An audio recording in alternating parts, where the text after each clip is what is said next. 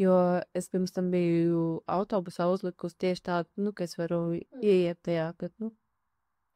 Un tad ar to kritienu bija tā, ka tas atslēdzās man no tā visa tāds reality check, ka tu esi šajā. Paliec šeit. Toties saprotu, ka īstenībā tas arī par to līdzsvaru turēšanu, kas ir saistīta gan ar mani, gan ar bīzi, kas bīzē notiek. Visas tās pieredzes, prakses, kas ir tādas, nu tādas, ka ir svarīgi gan tur, gan šeit palikt diezgan labā sajūtā. Mums tam tā gatavošanās, ka man vajag to mūzisiņu, pirms kam sagatavoties un ieiet tajā kaut kādā tur sajust, nu, ka šajā ķermenī arī viss ir ok. Nekur no jāiet projām, lai sagatavoties tam, kas būs te uz vietas.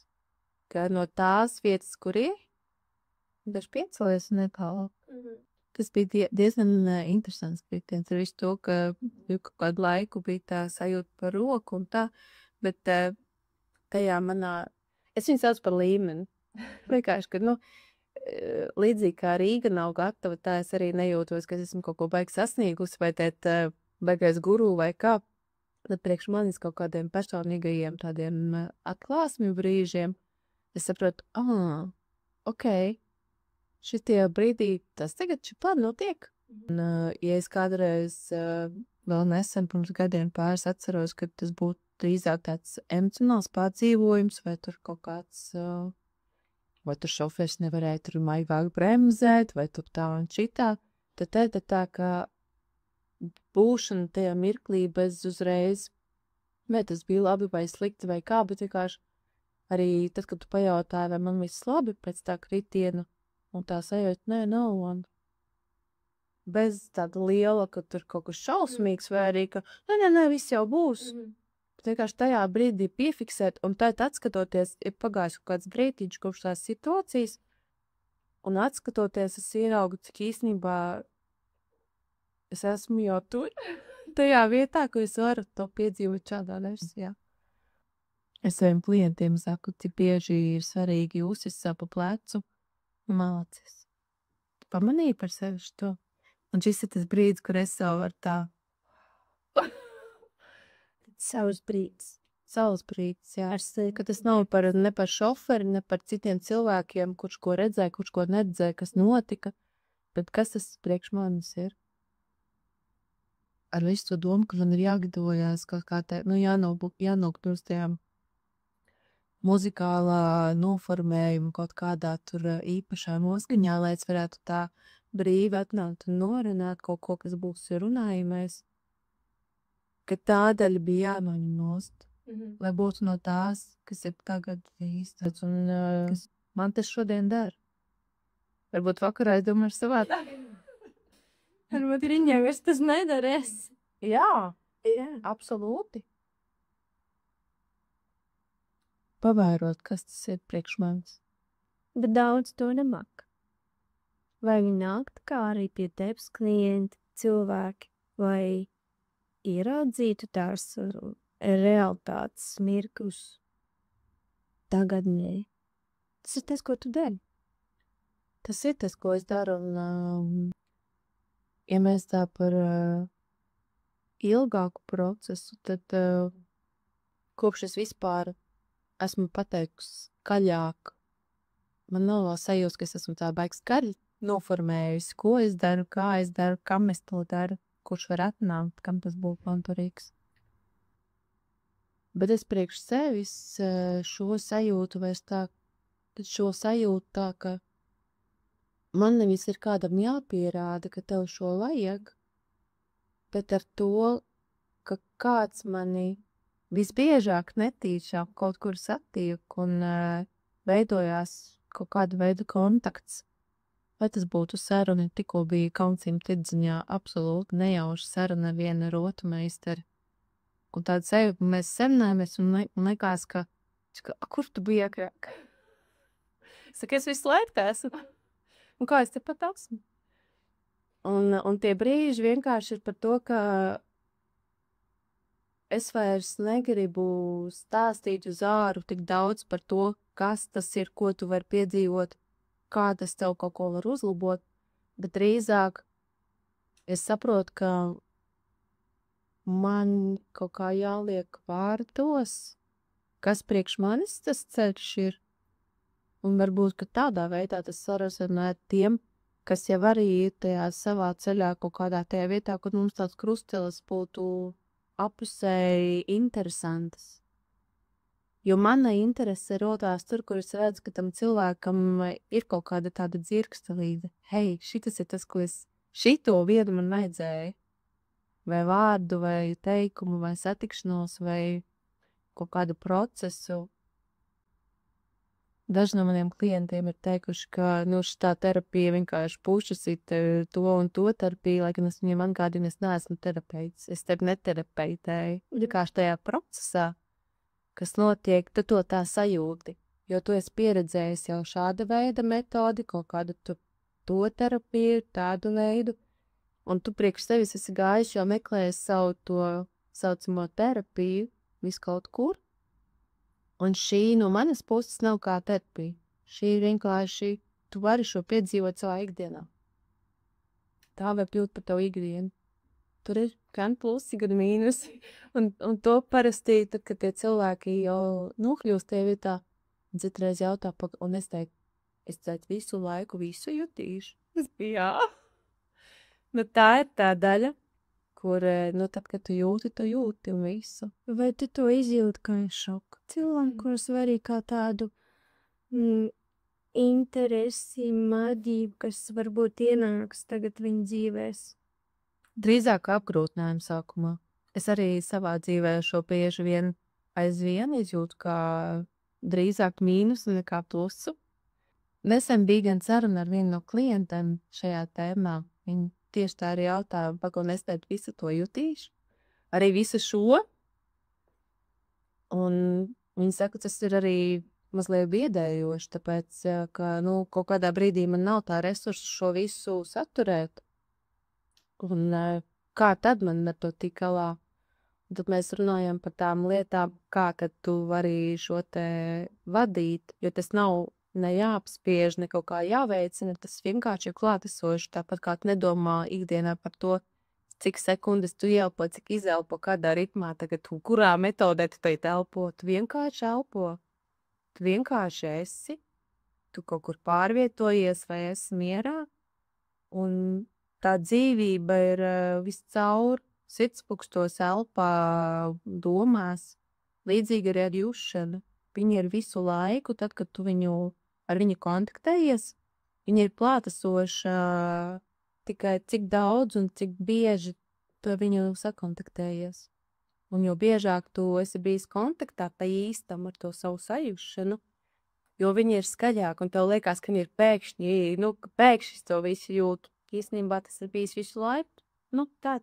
Tāds pats fons, kā viss pārējais ar ķermenis reāla eksistence. Tieši iemācīties vadīt. Kas ir tas, kā kurā brīdī, kad tev ir tā baterija pilnāka, kā tad tu vari šajā visā būt, kad tev ir tukšāka, ko tu vari darīt, lai kaut kāda emocija tomēr neaiziet pa gaisu, vai ja aiziet pa gaisu, tad savukārt ko tad darīt. Tās ir tās lietas, ko kamēr cilvēks nav vēl pats īsti sapratis, kā viņš var to darīt, tad tās ir tās, ko es palīdzu ieraudzīt, kā tas notiek, kādi varianti. Kopā paskatīties, kādi ir tādi konkrētie varianti, piemēram, to es tā, kas to jautā vai stāsta. Bet par mani, es arī toreiz tā klientē dalījos ar savu piemēru, ka ir kaut kāds brīdis, kad es ieeju lielajā rimnītī un saprotu, man tā gribās kaut ko saltu, tā kā garšīgi un kaut kā tādu. Un es eju gar to garo leti, gar tām visām kūkām, un es sapratu, tas nav tas, ko man vajag. Ne jau to kūku man vajag. Ka tā ir tā vietiņa manī, tā sajūta, kas man trūkst. Tajā manā baterijā tur tas līmenis ir nokrities, kas man jāpaceļ. Un tā kūka man nepacels to līmeni.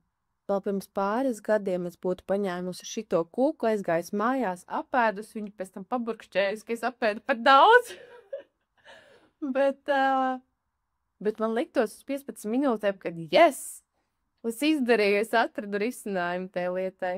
Šobrīd ir tā, ka es esmu pie tām kūkām un eju un skatos, Es varētu, bet es zinu, ka man tas nenāk par labu, un tāpēc es nepaņemu. Ko tu lietas vietā? Sarunu ar savu ķermeni. Pajautāju, kas tieši tas, kas ir viens tāds foršs jautājums, vai šis ir tas, kas tev ir vajadzīgs. Un tad, kad ikdienā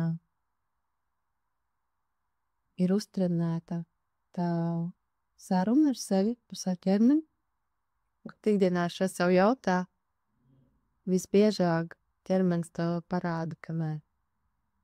Gan par trēbēm, gan par ēdienu, par cilvēkiem, ko tu satiec, par vietām, kur tu gribi aiziet, par praksēm, uz kurām tu gribi pieteikties. Šovasar bija viens pasākums, kurš biju gan kā cilvēks, kurš sniedz savu pakalpojumu, gan arī pārējā brīvajā laikā apmeklētājs. Es biju izdomājis, ka es gribu aiziet uz to meistarklasu, uz to pasākumu, uz to konceptu un uz vēl kaut ko.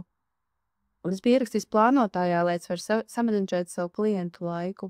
Ka tajos laikos klients neņem, ka es tad iešu tāpat piedalīšos.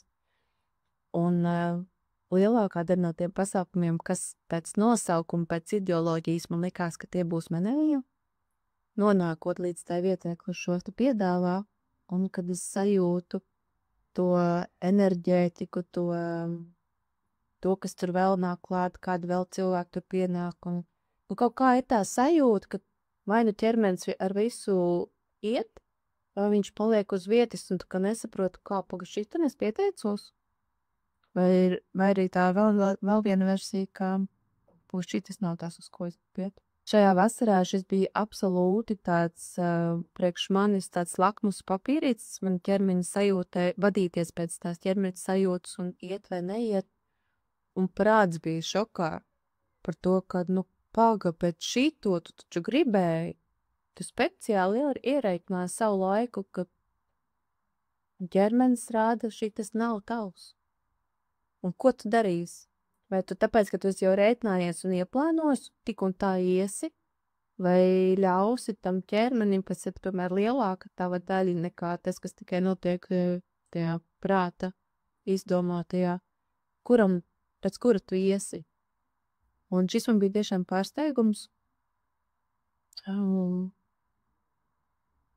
ka tas vārds, rakstītais vārds piedāvājums, kas prātam saka jā, es gribu, pieejot tuvu klāt sajūtas saka, šis nav tavs. Un prāts atkal saka, bet to var izvēlēties. Tās ir lietas, ko es daru, es klausos, kas manī notiek.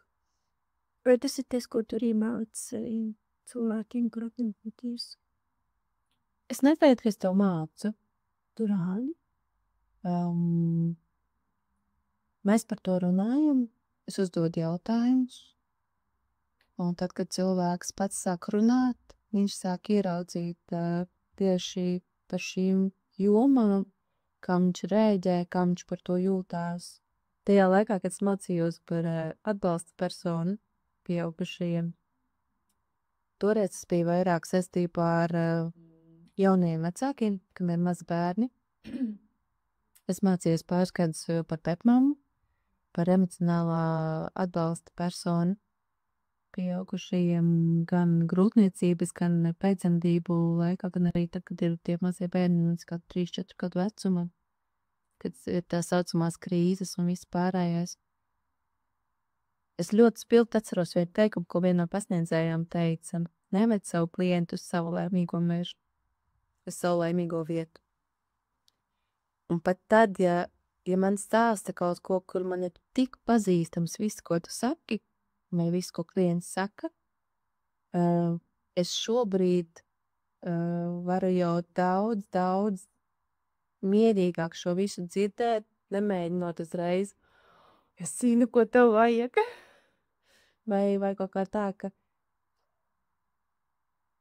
es to nemācu, bet tā kā manī ir tā telpa, kur es zinu, kas tas ir, es varu mierīgi būt klātesoši tavam stāstam iznākt laukā tieši tajā versijā, kā tev vajag. caur to vidi, kur tu esi, caur tām lietām, ko tu sastopi, caur tiem cilvēkiem, ar ko tu miedarbojies. Man tev nav jāsaka priekšā, kas tev jādara, bet ar uzvedinošiem jautājumiem, ar dzirdēšanu, ar sajušanu, ar tādu absolūtu pieņemošu klātbūtni visam, kas nāk no šī klienta. Tas ir veids, kā tas visbiežāk notiek. Tas sākas ar teikumu, ar vārdu, ar jautājumu. Un tad, kad šajos jautājumos un sarunās ir iekšā arī par sajūtu, kā tu par to jūties, visbiežāk atņepoļā tas, kas ir tajā priekšplānā, kas ir gatavs jau kurš tā tēma vai tā situācija vai tā emocija, kas ir jau visu laiku biedrs un kaut kā trūks kaut kāds tāds klikšķis, kaut kāds puzles gabaliņš.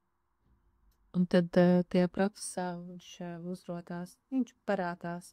Nav tā, ka viņi izvelk no savas kabatas un saka, ņem manu gabalī. Tev ir pašai savi puzles gabaliņi un visi ir tevē, jo visi ir tevī. Un tā doma ir par to, ka es tev nevaru iemācīt jaunu metodi, kā tev ar sevi dzīvot. Bet šajā miedarbībā rodās vieta, kur tu vari tos savus gabaliņus no visām vietām, kur tu esi viņus ielikusi tur kabatās vai zeķē, vai jebkur, tu viņus visus var paņemt laukā, arī tos, ko tu vienam citu nerāda pat sev. Arī tos, kur tu pati negribi redzēt. Veidojās tajā vietā un laikā, tajā satikšanās reizē, veidojās tā brīža, tā bilde, kur ātrāk vai ilgāku laiku kaut kur mums ir nepieciešams, ir vajadzīgs tas lauks, kur tu vari izņemt arī to pēdējo gabaliņu no tās tālākās savas kabatiņas, noliekot viņu galdā, ieraudzīt, ka arī tas gabaliņš tev visu laiku ir bijis līdzās. Tikai tagad tev ir gana daudz spējas viņu paņemt, aptaustīt, redzēt. Un, ja neielikt pašā tajā vietiņā, kur tas gabaliņš ir tieši iederīgs, tad vismaz no plakus vai paturēt viņu, bet jau apjaust, ka viņš ir. Tu bieži izmanto vārdu sajust un jūšanu. Kā šis vārds ir nonācis pie tevis un kā tas ir integrējies tavā dzīvē un kāpēc? Visu topojas par tevi zinu, tā ir viena liela jūšana, sajušana un taustīšanās pēc sajušanas. Kas ir tas neģiks, kas tajā ir un kāpēc tas ir ar tevi? Es domāju, katru reizi, kad tu man uzdod šo jautājumu, es tev varētu savādāk atbildēt. Man kādreiz bija ātrā atbildi uz šo jautājumu, bet jo vairāk es skatos šī jautājuma virzienā, kāpēc manā dzīvē tā jūšana ir tik būtiska, jo tā apjoda paliek garāka un viņa sapinās tā kā tā māras bīze, viņa sapinās, aizpinās līdz pat manām pirmsākumiem, cik es vien tālu sev atceros. Nesen es kādā citā sarunā minēju par bīzi, par jūšanu, ka tas ir saistīts ar tikai pirms 5 gadiem, kad tas viss radās un kad es izveidoju šo studiju kā Montessori nodarbību vietu bērniem, vai tie bērni, kas neiet Montessori skolās un dārziņos, varētu piedzīvot to mēģiku, ko es mācoties par Montessori pedagogu ieraudzīju tajos materiālos, īpaši spilgti pieminot matemātikas materiālu, jo man ir skaidrs valodu jautājumi, psiholoģijas, pedagoģijas jautājumi, bet no savas bērnības man matemātika izpratnes līmenī bija ļoti tumša vieta. Laikā, kad es studēju Montessori pedagoģiju, jo man likās, ka man priekš maniem bērniem šī būtu ļoti noderīga, ka es kā mamma zinātu vēl papildus tāds alternatīvas pieejas, kā palīdzēt saviem bērniem, ka viņiem bija skolas vecumā. Tajās studijās, kad pa visu zāli izklāja kaut kādu matemātikas formulas materiālu, un es ieraudzīju, ka tas fiziski, ka tas, ka tā formula, kas ir kaut kādi tur ķeburi reiz kaut kādi ķeburi ar ciparu burtu, kaut kādu kombināciju, ka es materiālā uz zemes ieraugu, kāpēc tas tā ir. Kāds ir cēlonis šim burtu ķeburu sabirknējumam, no kurienes tas ir izaugs, kas tas ir. Un es pēkšņi saprotu, ka es saprotu. Un visu savu apzināto dzīvi līdz mani bērni jau bija skolnieki, es visu laiku teicu, ka es matemātiku nesaprotu, ka tas nav mans. Jo mana daba ir redzēt kopsakarīgi. Un tajā laikā, kad Montessori zālē es ieraudzīju, ka nevis es nesaprotu, bet man vienkārši nav bijis tas, tas taustāmais, kā tas strādā, tāpēc manā bibliotekā nav tādu failu. Man tas ir kā kaut kas nemans. Bet vienkārši tas bija cits ceļš, kur man tā ceļa tajā matemātikā nebija. Un tas bija tāds pirmais impulss, kā radās Māris Bīze, un kāpēc vispār sākās tas sajūšanas un materiālu piedzīvošanas vērtīgums, ko es ieraudzīju, kas varētu iedot bērniem. Bet tā sajūšana jau tikai Bīzē ar to it kā sākās. Būtībā, kāpēc tā ir garāka atbilde, ka kopš es sāku pētīt savu dabu un piefiksēt tos kaut kādus lielākos, es negribētu teikt punktus, bet kaut kādus lielākos mani ietekmējošos faktorus, es atceros, ka man bija tik dabiski vienkārši būt visās tajās īsto lauku vasarās, būt dabā, pasām kājām, dobēs ar visiem tiem lauku dzīvniekiem un visu to ikdienu, kas bija, man tas likās absolūti normāli, un ka tā bija tāda dzīva dzīve. Un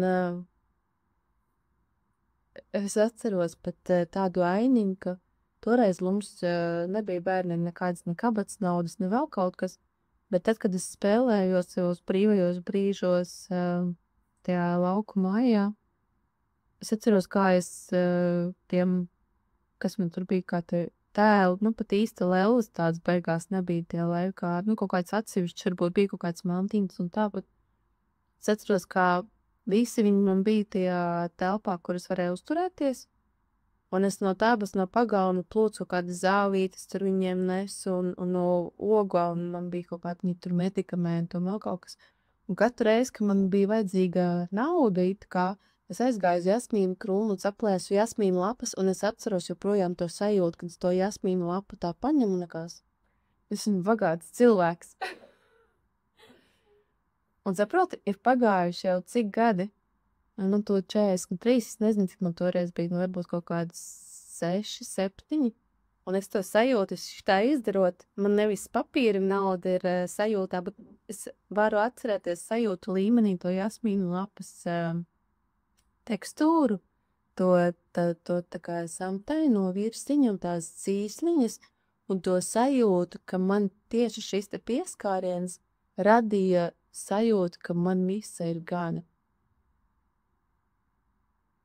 Un tieši sajūta tā, kur es varu aiziet atpakaļ, man nevajag ne to lapu šobrīd rokās, ne to naudas papīra roku, ne to naudu papīra vai metāla rokās, bet man ir iekšējā ķermeniskā atmiņa par to, ka pie šīs sajūtas man ķermeni pārņem tāds, man bija, un nav nekādu, ka trūkst kaut kas. Tā sajūšana jau caur to pirkstu galu pieskārienu, ne tikai caur pirkstiem, bet vispār arī smaržas, un ka vējš ir, un kad ir tveice, un Un tās basās kājas pa lauku ceļu mums bija jāiet. Mēs bieži staigājām basām kājām gan pa pagāmu, gan pa dārzu, gan pa grants ceļu. Tās visas sajūšanas man ir bijušas visu laiku absolūti manu normāla dzīvošana jau toreiz. Un es to nedomāju toreiz nekādās kategorijās. Un pēc tam jau augot lielākai dzīvojot pilsētā, kāpēc tās basās kājas nebija un tās pārējās lietas nebija un sākās darba meklējumu un kaut kādas tādas ikdienas lietas, kaut kā tas viss likās, ka nebija vairs aktuāli, bet īstenībā tā sajušana dzīvai bija tur visīstākā. Un tikai neilgi pirms es izveidoju bīzi, manī atkal bija ķermeniska vajadzība iet uz mežu, vairāk būt pie jūras, būt ar šo te dabu kontaktā vairāk. Un kaut kā sāk atgriezties tā daļa no bērnības par to jūšanu. Jo vairāk man ir gadu, jo vairāk pieredzes, jo vairāk es esmu kaut ko mācījusies dažādās skolās un kursos un praksēs par to, kas ir zināšanas, jo vairāk man stāsta un jāslēp pa plauktiņiem, jo vairāk es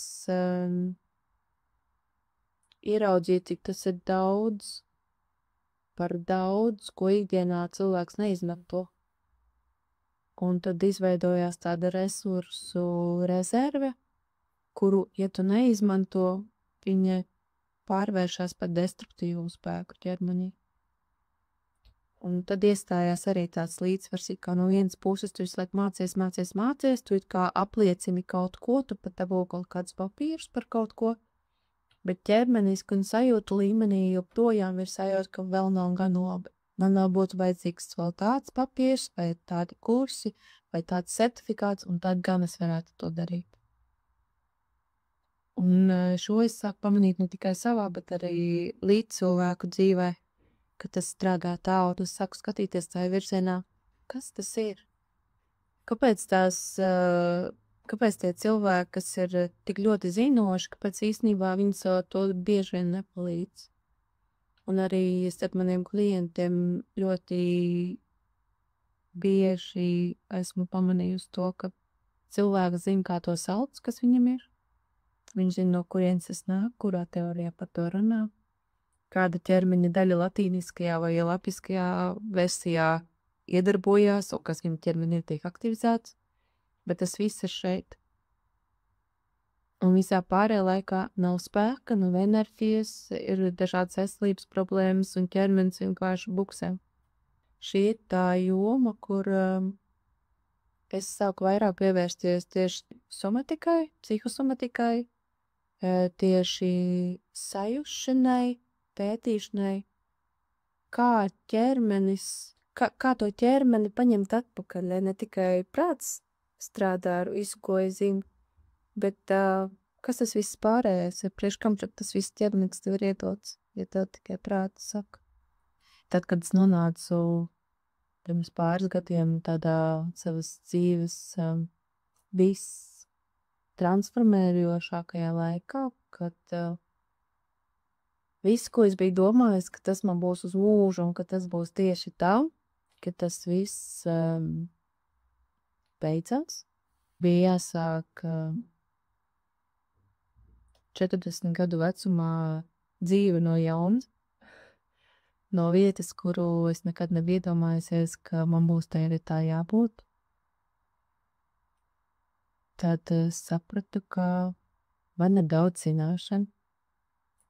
Es visu kaut ko protu, visu kaut kas ir dzīvē pieredzēts. Ar to, ka es zinu, es uz priekšu baigi nevaru tikt, tāpēc, ka ķermenis ir tas, kurš saka, hei, nebūs. Bišķi pēc Covid laikā nebija daudz variantu iet apkārt kaut kur meklēt kādus ārējos resursus, kādu, kas man pateiks, kā tev tagad būt. Es biju vienā rudenī tādā vietā, kur es sapratu, ka ar visu to slodzi, ka es gribu būt laba mamma, ka es gribu parūpēties par mājīgumu, man ir suns un kaķi un jāsāk savu dzīvi no kaut kāda punkta X, jāsāk būvēt no jauna. Ka man ir tikai mani resursi, man nav rezerves finanses, lai es ietu kaut kādos lielos projektos, kas prasa 100 vai 1000. Sāku ļoti, ļoti godīgi skatīties sevi iekšā, kas ir tas, kas jau ir manī. Ko man īstenībā tas viss, ko es kādreiz darīju kā pašsaprotumu un tik daudz, kādus biju pati izstūmus malā ar domu, ka tas taču nesadara kopā ar to dzīvi, kā es biju domājusies, kā vajag. Tā bija tā jušanas, tāds, teiktu, vulkāna izvirduma daļa, kas visu šo vienkārši sadedzināja līdz pamatiem un sāka veidot bizē jaunu ēru, manā dzīvē jaunu ēru, bizē jaunu ēru, kur jušana kļuva par īstenībā atslēgu visam. Gan privātajā dzīvē, gan arī bizē es sapratu, ka tam ir jānotiek jaunā formātā, līdz tam ir jāizaug, bet, man bija jānoiet savs personīgais ceļš, lai es varētu pēc tam stāstīt tālāk, bet es tā personīgā es nevaru. Bet tieši savu jušanu, atgūt savu balsi, atgūt savu ķermeni, atgūt to, ka tas viss, kas ir ķermenī, ir tas lielākais rīks, lielākais sadarbības partneris, lielākais un godīgākais padomdevējs, viņš jau nedod padomus, viņš vienkārši jau ir. Respektīvi, visas atbildes, ko tu meklē ārpusē, ka tev kāds cits pateiks par tevi, šeit jau viņas ir vienkārši, kamēr tā jušana nav trenēta, kamēr tā jušana netiek ņemta vērā, es nevaru nonākt pie tām atbildēm.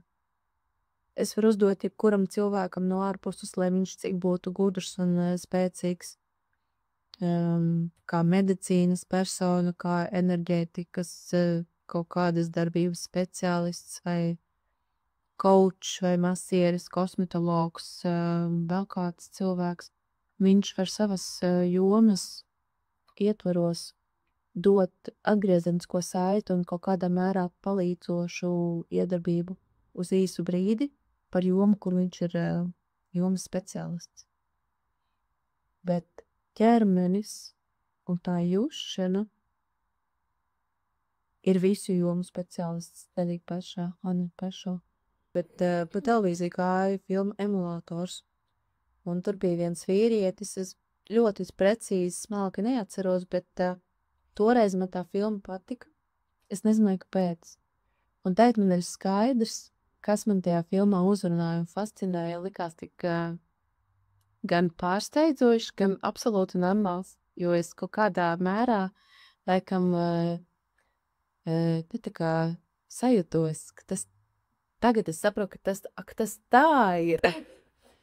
Un tā doma bija tāda, ka tas vīrietis, tas emulators, katrā šīs filmas sērijā nonāca situācijā, kur viņam bija jākļūst par ugunsdzēsēju, vai jādara kaut kas tāds kopā ar ugunsdzēsējiem, vai kā ugunsdzēsējiem. Un viņš to bez tā, ka viņam bija 10, kur viņš bija diezgan labi zinošs, jūtīgs, spēcīgs šajā jomā, laikam viņš nebija tas, ja viņš vienā sērijā pēkšņi nonāca situācijā, kur viņam bija jākļūst par ugunsdzēsēju, vai jādara kaut kas tāds kopā ar ugunsdzēsējiem, vai kā ugunsdzēsējiem, un viņš to bez tā, ka viņam bija 10 gadi jāmācās par ugunsdzēsēju, piemēram, viņš to izdara lieliski, tā ir, ka viņš būtu visu mūžu bijis ugunsdzēsējs. Citā sērijā viņš tur ir alpīnists, citā sērijā viņš tur ir, es nezinu, pavārs, citā sērijā viņš ir vēl kaut kādu, citu profesiju pārstāvus, kur pirms tam it kā būtu tas zināšanas, teorētiskais ceļš jānoiet baigais, lai tu varētu būt šajā līmenī. Fiziskajā plānā to izpildīt, bet viņš vienkārši nonāk, mums ir šitas skaitlis, kas jādara.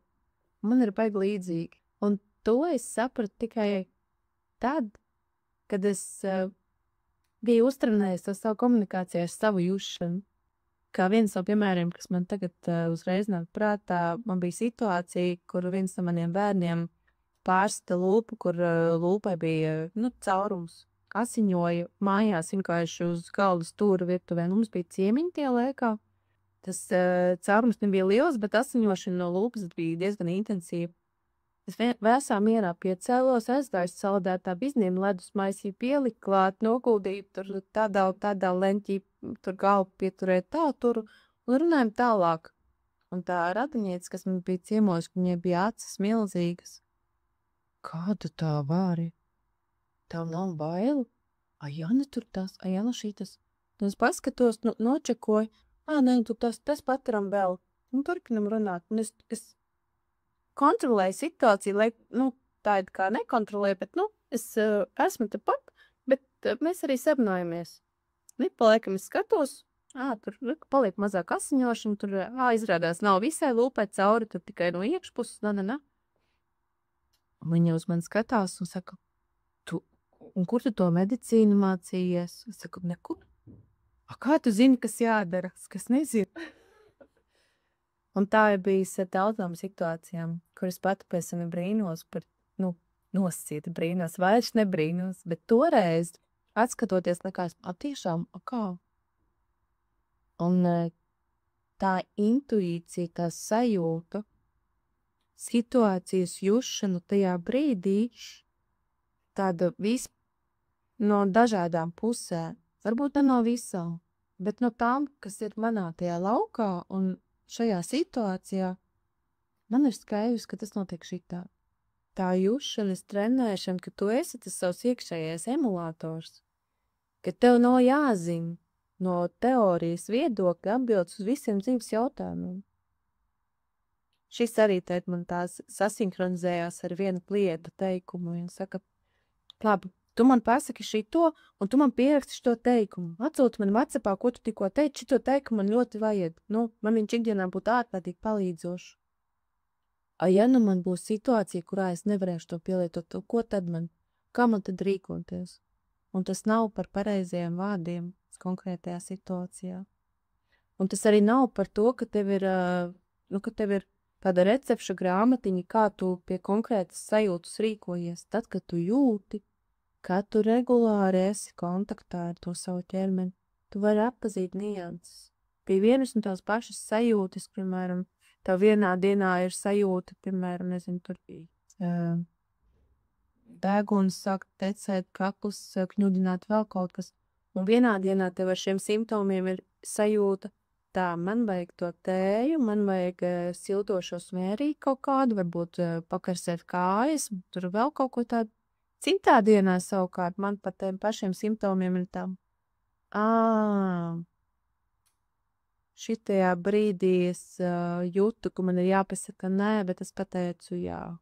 Un tad tas sākās. Un man ir skaidrs, ka šī sajūta vienā un otrā gadījumā ir mana ķermeņa ļoti līdzīga sajūta ar niansi, ka man ir skaidrs, par ko tas ir. Un nevis tāpēc, ka man būtu kāds pateicis kaut ko no malas, bet es pajautājot tieši vai vienkārši sajūtoties, pat nejautāju tā bieži vien. Es vienkārši tā, ka šis tāds ir. Un kas tas tāds ir? Esot šādā tajā sajušanas stāvoklī, atnāk atbildi. Un tāpēc tā jūšana man likās, tas ir tas maģiks. Ne jau vairāk maģiks, bet tieši tas, ka tas būšana kontaktā ar sevi ir galvenā sastāvdaļa vispār visam, kas ir par tevi. Man šķiet, kopš es apzināti šo dzīvoju, es kādreiz teicu praktizēju, bet es vairs to nepraktizēju, es vienkārši tajā esmu. Kopš es šajā dzīvoju un eju līdzi tam, ka šobrīd es zinu tik daudz un esmu no šīs vietas, dzīvoju no šīs vietas. Paiet kaut kāds laiks, es esmu jau citā vietā un tad es no tās vietas varēšu to noteikti varbūt pateikt vai izskaidrot savādāk. Man liekas, ka tā sajūšana vispār ir pamats visām izvēlēm, visām attiecībām. Man ir jāpārbauda, acīm redzot uz savas ādas, tik daudz, kas šajā dzīvē, lai tie cilvēki, kas pie manis atnāk kā klienti, lai man būtu šī sajūta, par ko tas ir. Ja kādreiz man likās, ka dzīvē ir negodīgi, kāpēc man savā dzīvē viss tik daudz ir bijis jāpiedzīvo, šobrīd skaidrs. Kāpēc man tik daudz, kam bija jāaiziet cauri? Jāzina, kā tas ir sajūtā to piedzīvot. Nu, ja es esmu tajā vietā, kur, parasti vairāk par 2 reizēm man nevajag piedzīvot vienu un to pašu. Bieži vien ir tā, ka es pirmoreiz piedzīvojot, man jau skaidrs, tā, šito es saprastu. Un tad, kad ir tā otrā pieredze, tad es diezgan ātri saprotu, tā, šito es jau zinu. Šito vai nu es turpinu, bet jau apzināti, vai nu šitan es stopēju, šitan vairāk paldies par kūkām, šito man vairs nevajag.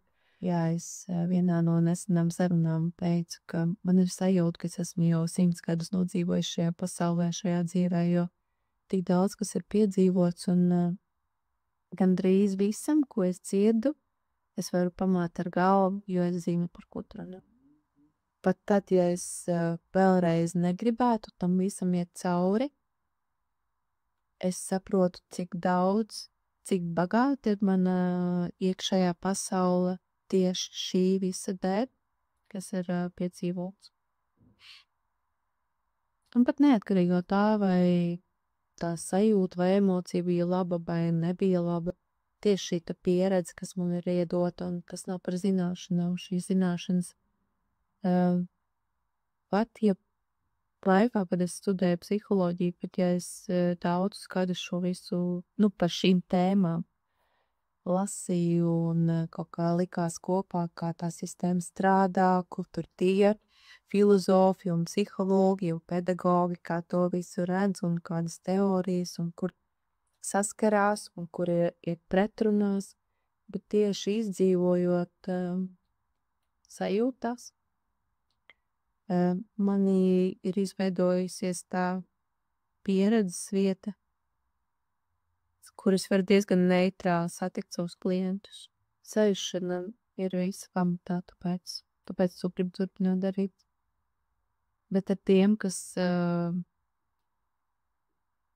paši grib just. Ārkārtīgi daudz cilvēku šo ceļu nevēlas iet. Un es respektēju. Ja es būtu zinājusi, kam visam ir jāaiziet cauri, lai būtu šajā vietā, es nezinu, vai es varētu tam visam pateikt, jā. Bet tā kā tas bija tā posma pa posmam, un katrā reizē izejot cauri tam tunelim, es saprotu, ka tas bija vērtīgi. Es saprotu, ka arī nākamajam tunelim, kam jāiet cauri, es pasaku jā.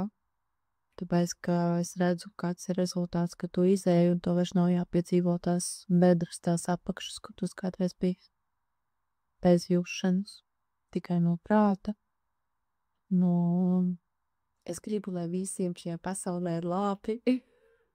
Lai visiem citiem ir brīnišķīgi, es par visiem parūpēšos un tā no tās vietas. Tad nav izturīgi būt. Ne man, ne citiem, bet, ja kādam to pieredzi vajag, es ceļā uzstājos un brīvi izvēlu.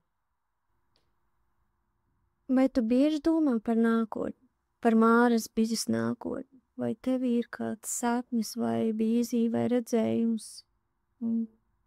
Vai arī vēlme? Kā Māras bize varētu attīstīties savā būšanā un savā jušanas pieredzē? Kas ir tas, ko tu vēl bez jušanas iedod? Man mainās tā raugotnes vīzija par Māras bizi.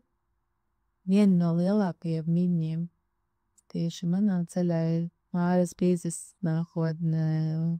Kā lai to saku? Ir tāds posms bijis, kur man ir absolūti skaidrs, kā es gribētu.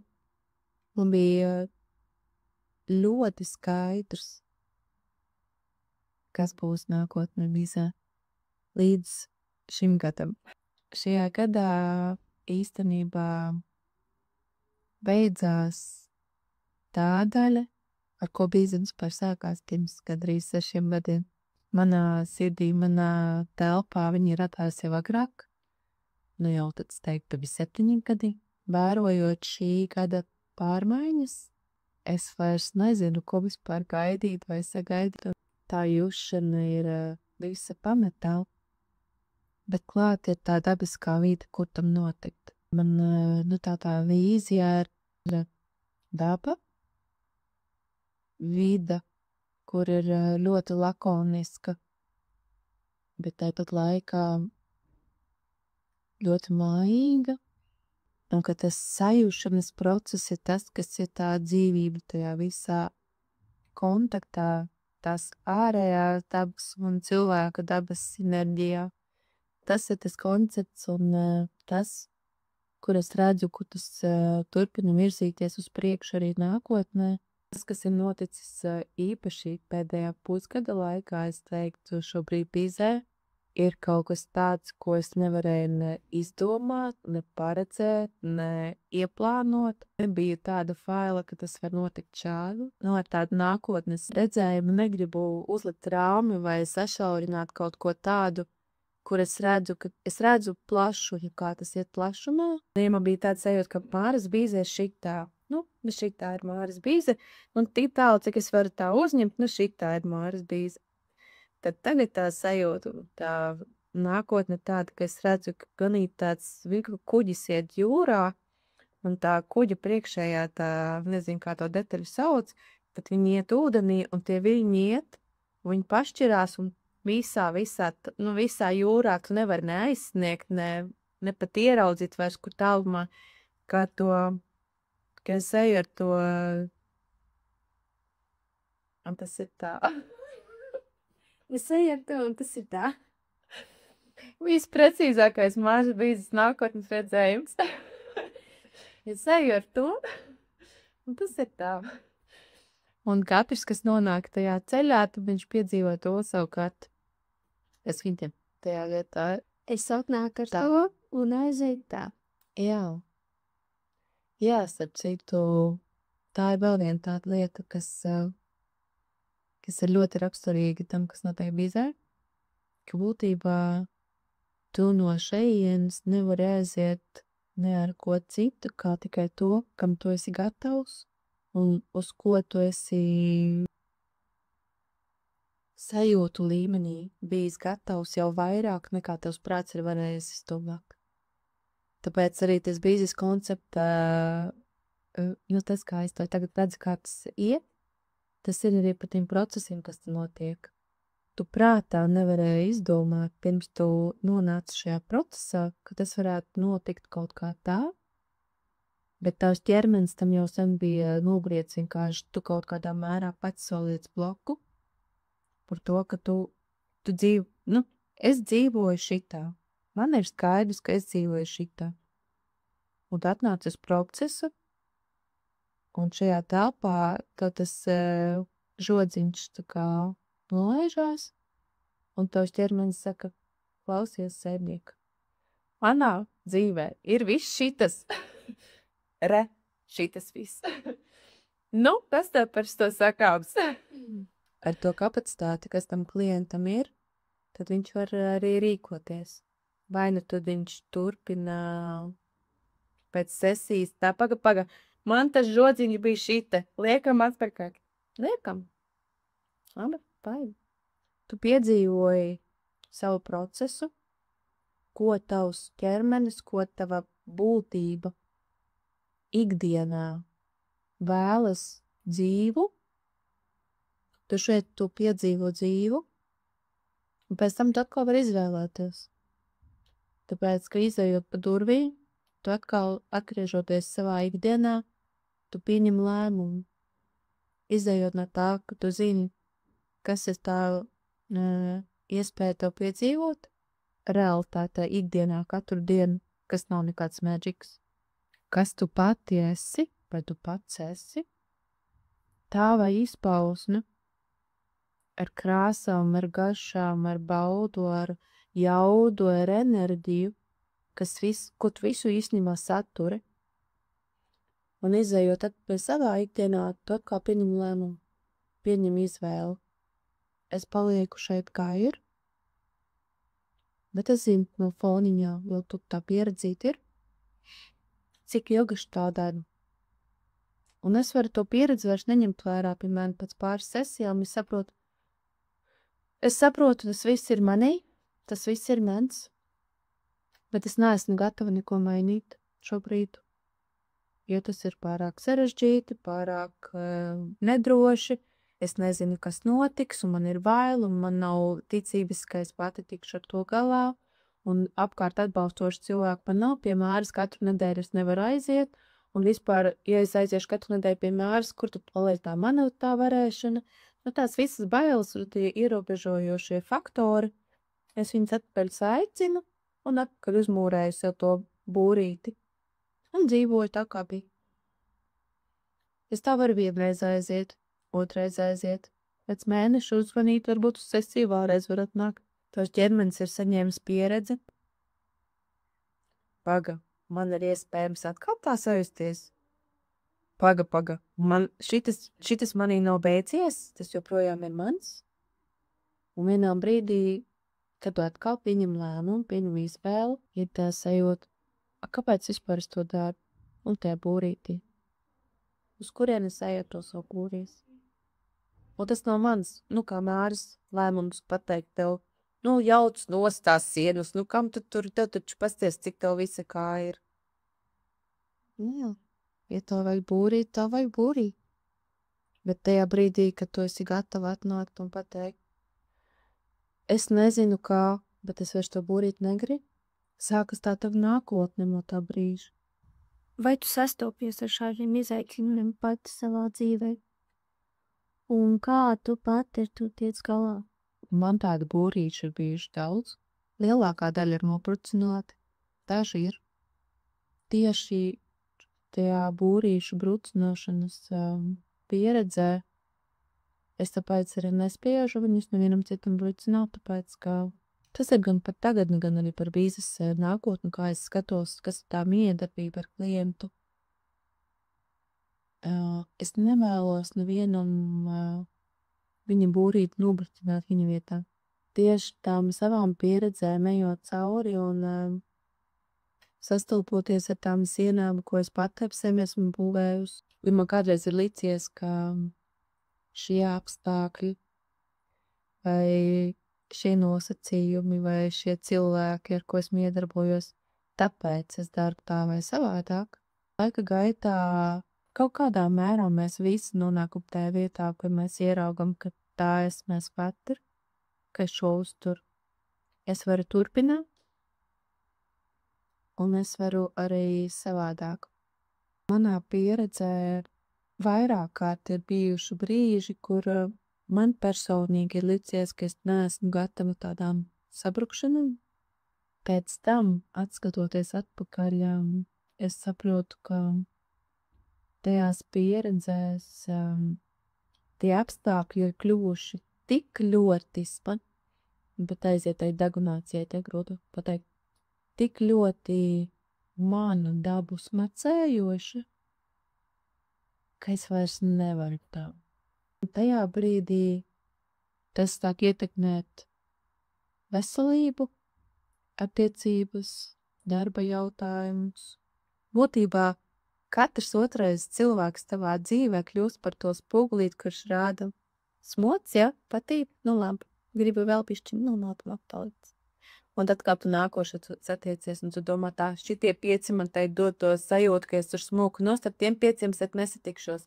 Iešu vienkārši uz veikalu pēc kaut kā, un tad tā pārdevēja pretī tādu pašu seju. Tu saproti, pats. Nekur tu no sevis tā paigi aiziet nevar. Un tad tie mani personīgi, tā kā tu jautāji par maniem personīgajiem, tad tie pirmie tie mūrīšu brucināšanas procesi ir bijuši ilgi, ir paņēmuši gadus, esot laba meitene, apzinīga, paklausīga, visiem citiem ērta. telpu, lauku, enerģiju nolasoša, empātiski visam pielāgojoties un visā citādi. Vienmēr esmu mēģinājusi izvairīties no konfliktiem, no katikais ar savu būšanu vai nebūšanu kaut kādā izpausmē, ka tikai es kaut ko tur nesakustinu pa daudz, ka tikai man pašu tas nekādu lieki netrigerē. Tad, kad tās pirmās grukšanas bija, tas bija, tā, ka tā vide ārējā nāk tuvāk, un tev liekas, ka, kā šito vēl paildzināt, un nav jau, kamēr es esmu iekšā, tur tajā visā procesā, nav jau tāda sajūta, ka ir varianti. Un tad vienkārši tev ir ņauts, ka tu saproti, vairs nevar pelpot. Tiešā vai pārnestā nozīmē. Ka es turpinu eksistēt priekš visi cita, bet ne priekš sevis. Viens no spilgtākajiem momentiem, kas man iedeva jaunu skatījumu, jaunu virzienu, ka ir varianti, bija tieši radinieku bēres. Redzot to, kā tas notiek, ka ir šis te fakts, ka dzīve ir beigusies, ķermenis ir savu dzīvi šeit beidzis. Mani tas iedeva sajūtu, ka tev ir izvēle. Kamēr tu vēl esi, kamēr es vēl esmu, man ir izvēle. Un izvēle ir starp vai nu dzīvot, vai nu šis. Un tā smacēšana un tā saspiešanās un sevis nerealizēšana man likās kā nodevība tam, kā izvēlos man dzīvi. Tieši šis fakts, ka es kā cilvēks nezinu, cik man ir iedots dzīvot. Kad mani bērni bija mazi, un viņi uzdeva jautājumus par nāvi un par dzīvi, un tādas lietas runājām. Es kaut kā tā vispār nedomāju, teicu, ka cilvēki dzīvo 100 gadus. Kā atbildi bērniem par to. Īpaši, kad viņi pārdzīvoja, ka es kā tā dienā nomiršu, tad es teicu, man vēl ilgi, man tad līdz 100 gadiem vēl tur dzīvot un dzīvot. Tajā brīdī, kad tajās bērēs nevienam no tiem cilvēkiem nebija 100 gadi, tad bija tāds apaga. Vai visiem? Tu nezini, arī tajās sarunās, kas bija par šiem te mirušiem cilvēkiem, tas, ko es dzirdēju, ko par viņiem teica, man radīja tik daudz visādas domas un pārdomas par to, kur man likās, ka tā nav taisnība, vai ka bija savādāk, vai kāpēc par to faktu pieminēju, un kāpēc vispār šodien neko nepateicu. Vai tevi atcerēsies vai neatcerēsies? Es ļoti spilgti atceros, ka es sev uzdevu jautājumu. Interesanti, ko par mani pateiks, kad es nomiršu? Kāda ir bijusi mana dzīve citu cilvēku acīm, redzot to, ka es esmu savu dzīvi nodzīvojis un kā. Un tajā brīdī es sapratu, ka ja tā būtu bijusi tā diena, kad es arī nomirstu, ka par mani varētu pateikt sausus faktus no bērndārs skola, augstskola, tad es biju precējusies, mamma 3 bērniem, varbūt vēl kaut ko. Pa lielam viss. Likās, ka šitā bija mana dzīve. Viss. Vairāk nekā. Un tad man tas tā pamodināja kaut kādu iekšējo, ka bet es gribu dzīvot. Es tā sajūtu to dzīvot. Es ar šitām rotām, ko es pati sev uztaisīju, ar to, ka es tevi satieku, ar to, ka mums ir dzīves saruna. Šeit. Es pati piekratu šīm telpām, es viņas pati izremontēju. Šī ir mana. Un pat ja neviens pat nezinās, ka es par to kaifoju, šī ir sajūta, kuras dēļ ir vērts dēļ manu. Tāpēc es pat teiktu nevis apju, bet tā spirāle par to savu ārējo mūru brucināšanu kļuva īsāka. Ir, protams, kaut kādas tēmas un lietas, kas šobrīd manī ir procesā, kuras varu ņemties un pārdzīvot un just, un atkal pārdzīvot un vēl nebūt gatava to palaist un zināt, ka es šo vēlos, bet ne šādā formātā, un ja tas nav šajā formātā, tas nav tas, kam es teikšu jā, līdz ar to tas būs nē. Un tā ir tāda iekšējā tāda ņemšanās un malšanās, bet tas ir ar mani. Tas nav tāpēc, ka kāds no malas pret mani kaut kā izturās vai neizturās, vai man kaut ko saka vai nesaka. Tas ir kā es par to jūtos. Jā, katrs tas cikls paliek koncentrētāks, skaidrāks, par ko tas ir, kāpēc man tas sāp, kāpēc man ir bail tur iet, kāpēc vēl kaut kas. Tāds ļoti nozīmīgs faktors tajā visā ir tāds, ka man ir ļoti spēcīga attīstīta, intuīcija vai tā iekšējā kaut kāda zināšana. Es viņu nesaucu par intuīciju, godīgi sakot. Priekš manis tas ir tā, es zinu, kaut kas notiek. Vai es zinu, kur tas ir šitas. Es nevienmēr to vēl pateiktu vārdiem, bet man ir skaidrs, ka ir tas process. Bet tas, kāpēc ir šitas un kāpēc ne savādāk, man atnāk pēc laika, un man tas tā besīja ārā. Ka tajā vietā, kur es esmu klātesoša un esmu tajā procesā, un ja tur vēl kāds cilvēks ir iesaistīts, man citreiz jautā, kas tas tāds tur ir? Es saku, es nezinu, kas tas ir, bet tas notiek. Vai citreiz ir tā, ka kādā sarunā mēs sarunājamies, un kaut kāda informācija es pasaku skaļi, un man momentā ir tā sajūta, tā sargājušam tāds, kāpēc tu šito teici tam cilvēkam. Tāpēc, ka man gribās no vienas puses pasargāt, tāpēc, ka es zinu, ka tur būs viņam sāpīgi. Un ir tā divējādā. No vienas puses es zinu, ka tam tā bija jānotiek, ja tas nebija no mana prāta izdomāts, tas bija tajā plūsmā. No otras puses tā daļa, kas vēl ir ar to lielo bagāžu, baiļu, bainas sajūtu, izpatikšanu, kaut kādu sevis samazināšanu, kaut kādu ieraušanos, lai tikai nepamanu, lai tikai nesacīt, lai tikai nav tā taisnība, kas ir, viņai ir tāda, kāda tā ir. Tā daudz gadu pieredze par to, ka tam otram varētu sāpēt tas, ko es pasaku vai kā, un ka man negribējās, lai notiek tā konfrontācija. Tās divas balsis ir gandrīz vienlaicīgi, vienkārši tā dabiskā, tā plūsmas daļa viņa iznāk, un tā otra pienāk, un tā trešā saka, sorry. Tā apjausma, kas tas bija, reizēm ir tādu, novēlotāku, soli, un tas ir tas, kas man ir tā pišķi vēl, kā to dabūt, tā, lai es tā varu vienkārši, tas tā ir, un tas tā ir, bez tās sajūtas pats, viņam arī sāpēs. Tas ir par to atkal jūšanu, ka tu jūtu visu, tu var nejust to daļu, ko tu jūti. Un tajā brīdī tas ir vissvarīgākais, bez vajadzības to mainīt.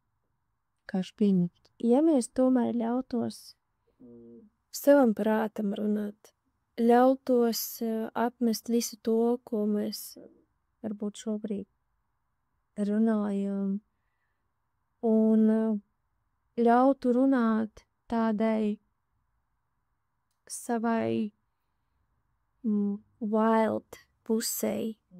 Kas būtu tas, ko tu vēlētos teikt cilvēkiem tajos brīžos, kad tu redzi, kad varbūt tas būtu jāpasaka, varbūt ir kāds grūdienis, ko vajadzētu vairāk izdarīt, kad tu tomēr nolīdz malā to sajūtu, ka jāļauj cilvēkam pašam nonākt.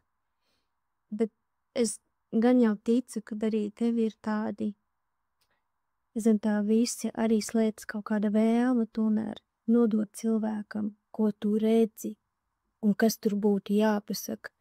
Kas būtu tāds lielākais, ko tu varētu skatītājiem, klausītājiem, kas mūs klausās un klausīsies, kas ir tas svarīgākais un kas te nāk, ko tu gribētu tā no sirds nodot, ko varbūt tu nenodod sesijas laika?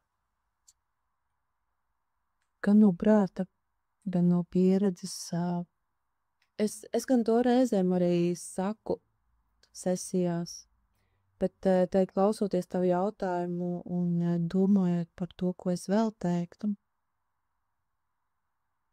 biežāk sev atgādināt, tu nevari kļūdīties. Vai tā kā tu gribētu izdarīt, un savukārt, lai to varētu, tev ir jāzina, ko tu gribi. Es šo varbūt nesaku bieži, varbūt vajadzētu biežāk, varbūt vispār jāsaka par to runāt.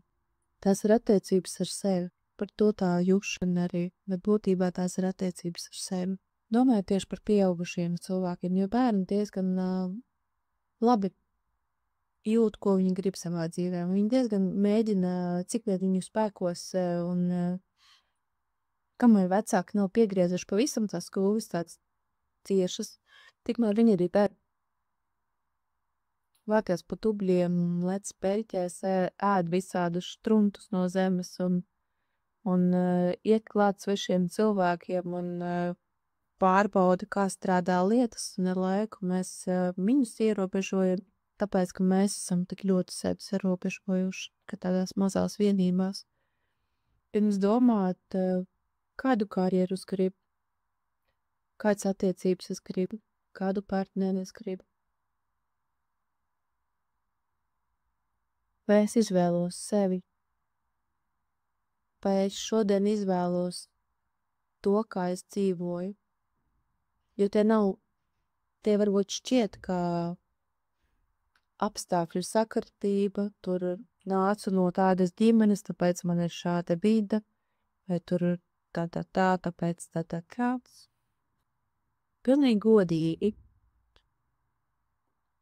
Šodien, tajā vietā, kur tu esi, vai es šo turpinu izvēlēties, vai es to izvēlos attiecībā uz sevi, vai es izvēlētos sevi kā savu partneri.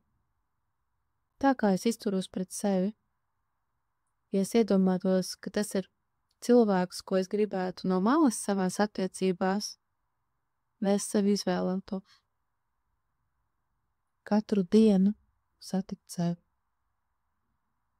iepazīt sevi. Kas vispār ir mans vērtības šodien, ja tās nav tās, kurās es pavadu laiku ar draugiem, ar mammu, tēti, brāļiem, māsām, kolēģiem, kaimiņiem. Ja es to visu noņemu nost, ja klientam es teiktu, ja tu noņem visu to ārējo, tos pārējos, visus citus noņem nost, kas ir tauks vai tu zīti? Un šo es varētu arī kā tādu gan vēlējumu, gan klientiem, gan neklientiem sev atgādināt, tev pateikt.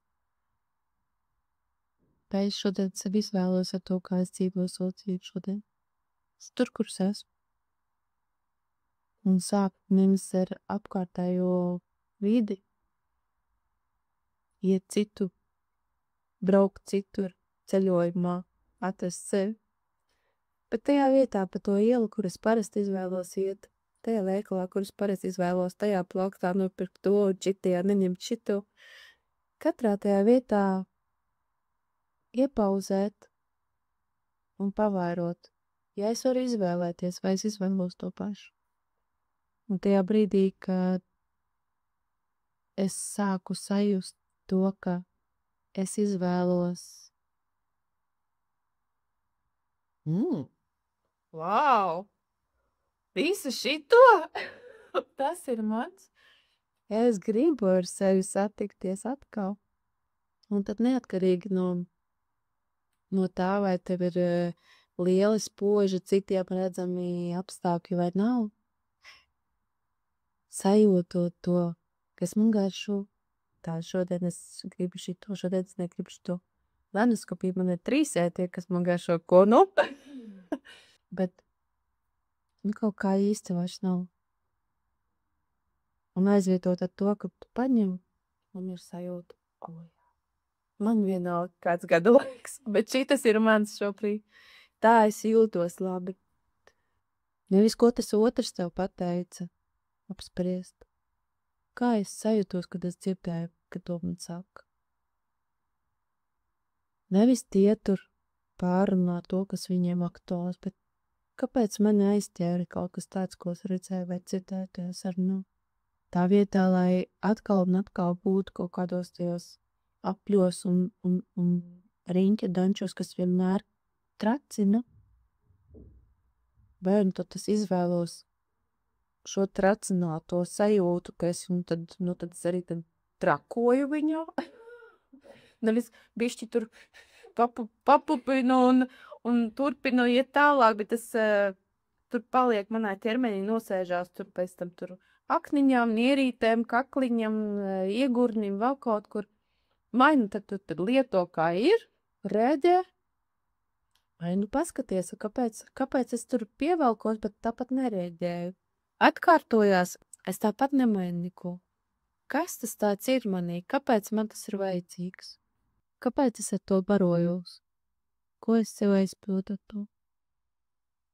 Un tad nav laiks skatīties seriālus, tāpēc, ka pašam ir tik daudz seriālu savā dzīvē. Veikalā, tramvajā, pa skolu vadot bērnu vai no darba braucot vai darbā kolēģiem tur kaut kādā sapulcē sēžot. Tā vietā, lai padomātu, cik neiecīgs sapulcs, padomā, kāpēc tu sēžu, jo 12. gadu. Sēžu un sēžu, man besī, tāpat es sēžu. Uz vienu mazu jautājumu vairs nevar atbildēt īsi, jo kā es sāku atbildēt, tā tur aizplūst jau līdz aizlēkiem. Tā man dēls teica, tu jau esi vēsturiska. Tev tik daudz ko teikt, ka tu jau esi vēsturiska. Kādi ir varoņi, kāds ir sajūtas, kāds pieredzes tīrcību un ļaut arī tam seriāla aizkadram višķiņu vadīt visi. Es pat gribētu teikt, ka ne visu laiku ir jāpatīk tajā seriālā visu, kas notiek. Tas būtu tāds variants, kurā lielu daļu no seriāla tu tomēr iztumu aukā tajā tunelī, kurā negribās iet.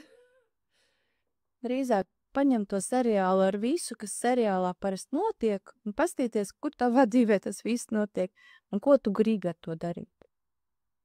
Vai priekš kam tas tavā dzīvē notiek? Un kāda nosaukuma tu darīsi? Un kurā dienā kurš varots darbs? Visu to, ka ir bijuši tik daudz prakses, tik daudz darbs ar sevi darīts, un arī ir dienas, kad liekas, ka, spīdi kā zvaigzne un dienas, kur īrocies zem pleda un paņem kastīti ar salvetēm un saprot, ka rīt jāiet pēc jaunas. Paldies tev, Māra. Paldies tev. Paldies par iespēju pabūt tavā telpā. Šeit vienmēr ir patīkam. Šeit vienmēr ir silti. Un ir rudenī, jā. Rudenī ir tāds, jā. Rudenī vilnas zekēs jāsēž. Seja līmenī vienmēr ir silti. Vienmēr man ļoti patīk klausīties tavās pieredzēs un tavās stāstos un par sajūtām, par savu ceļu. Un es ļoti ceru, ka šis ceļš tev turpināsies, kā tu reiz pati teici, caur smieklī, ceru pozitīvo, lai tas vairāk ar to saulīti apsilda un savu sildu. Un lai tā saulīta brīžos, kad ārā nesilda, lai vienmēr ir iespēja atrast viņu sevī katram.